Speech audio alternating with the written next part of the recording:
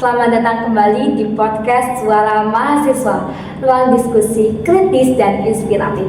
Nah, pada kali ini nih kita akan membahas topik yang sangat-sangat penting, yaitu korupsi, yang dimulai dari pengertian jenis-jenis dan contoh kasus beserta hukumnya hingga peran mahasiswa dalam gerakan anti korupsi. Bersama saya Siti Masito sebagai moderator. Di sini saya ditemani oleh kakak-kakak narasumber yang sangat-sangat luar biasa, yaitu dengan narasumber pertama Kak Ulfa, narasumber kedua Kak Fauzul, dan narasumber ketiga yaitu Kak Lia. Oke, langsung saja pada materi pertama, yaitu dasarnya terlebih dahulu ya Kak.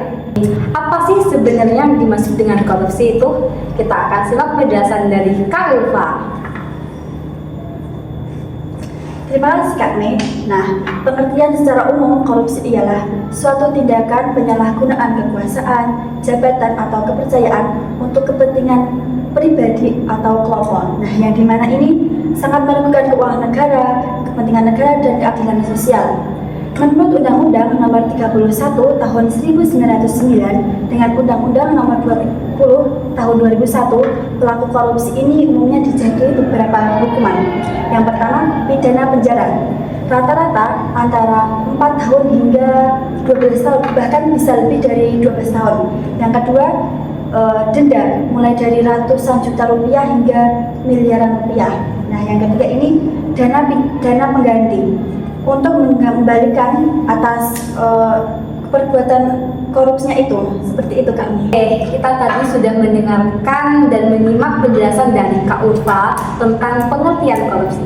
Selanjutnya kita akan menyimak dan mendengarkan pemaparan dari Kak Fauzul tentang jenis-jenis korupsi tersebut.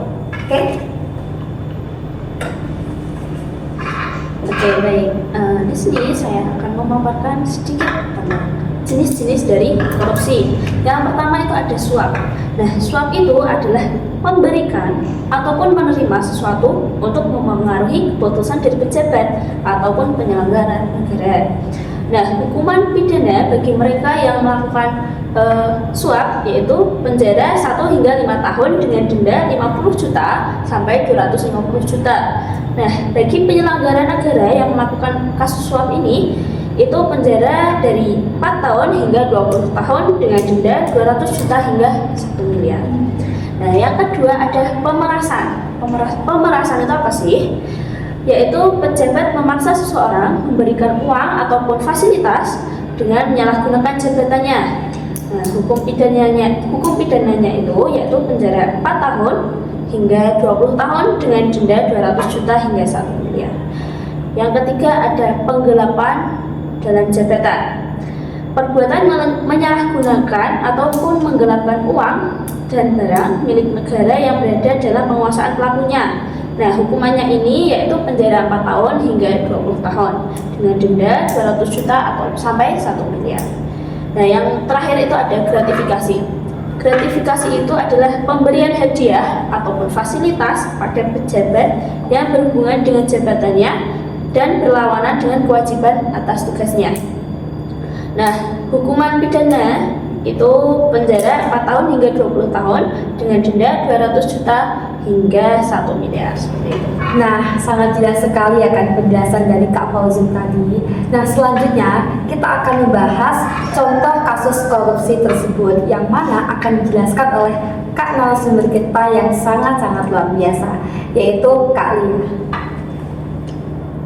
Baik, terima kasih. Sebelumnya halo semuanya, jadi di sini kita akan membahas contoh kasus korupsi yang sering kali terjadi di Indonesia dan sering kali terungkap di Indonesia yang menyita perhatian publik. Jadi di sini akan membahas contohnya yaitu salah satu bentuk yang paling sering terjadi adalah suap dan penyalahgunaan jabatan. Khususnya dalam pengurusan proyek, perizinan dan penegakan hukum. Jadi di tahun 2010-an banyak kasus korupsi besar yang viral dan membuka mata masyarakat.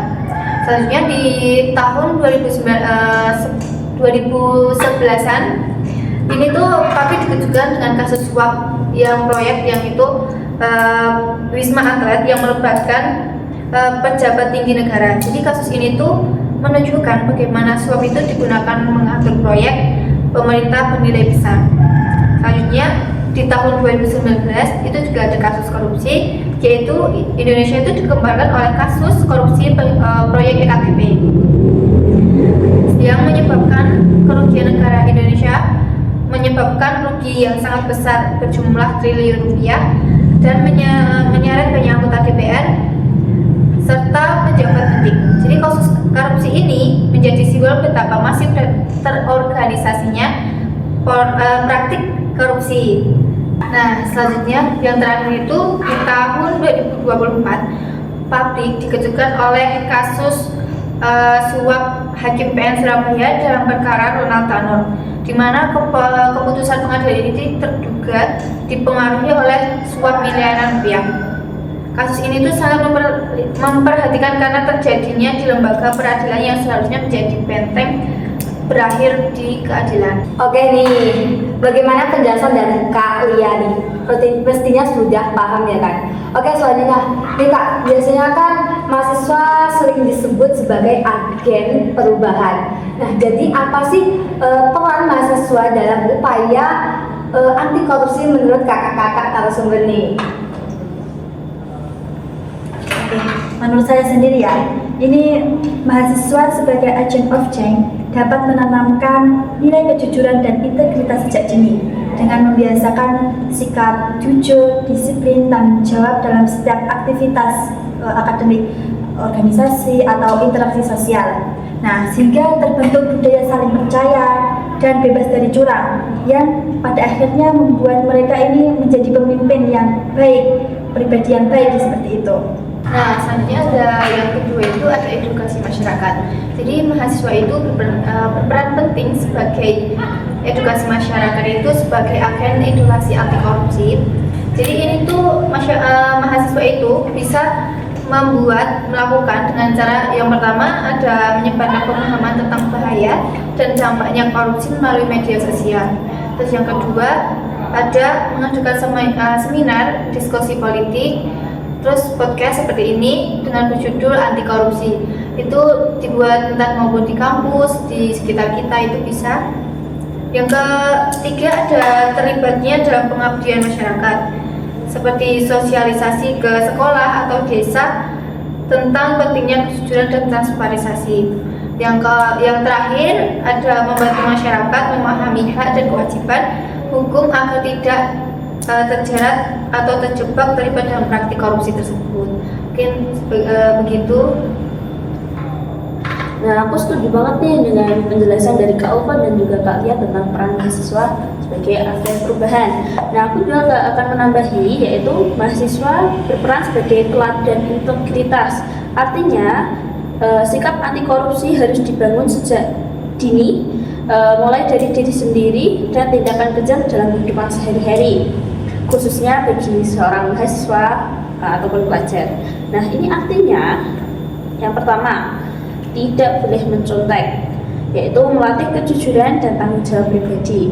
Yang kedua, itu ada tidak melakukan plagiarisme, yaitu menghargai proses karya dan etika akademik.